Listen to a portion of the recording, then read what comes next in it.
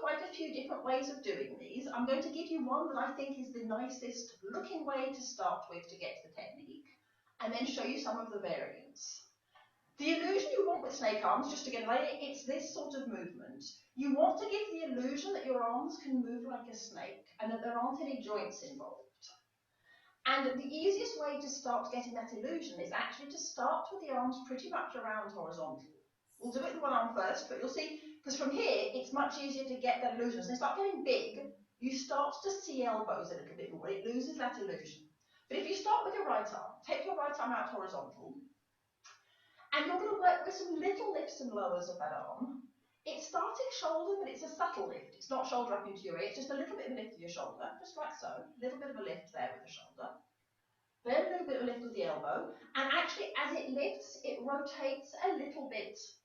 So that the elbow, if I exaggerated it, it would start doing that. But it's got a little bit of a turn.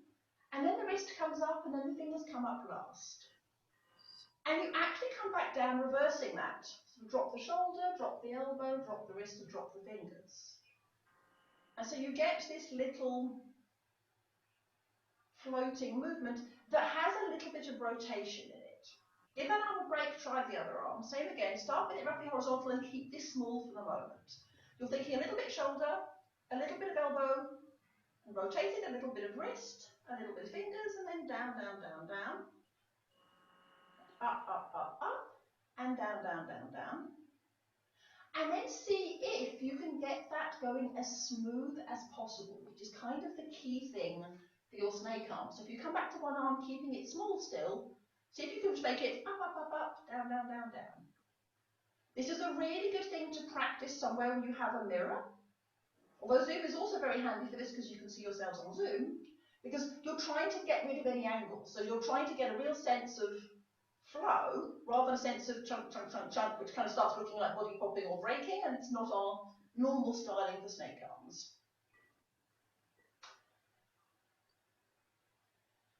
With the fingers, people do different things. Some people like to have the fingers outstretched and almost have the fingers doing a miniature little snake as well, so it kind of finishes off the snake, but it's not mandatory. So you can really be thinking it flows up through the arm and out to the fingers and comes back down. It can really finish off the movement.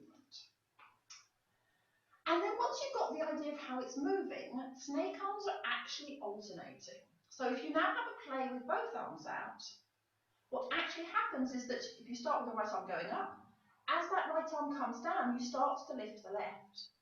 And so you get this lovely floating movement where you have your arms alternating.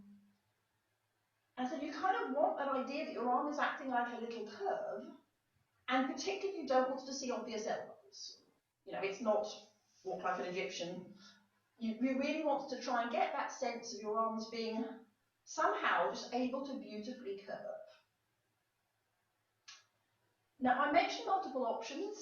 That's the one I like as the default because I think it gives you the cleanest technique and picture. Having said that, once you've got the idea of it, snake arms can be danced in lots of different places. They can go down here. You don't quite get the same effect, but it still works. You can have them sort of there. And then you can have also this idea of different sizes. So this can be tiny little snake arms, but they can start to go bigger.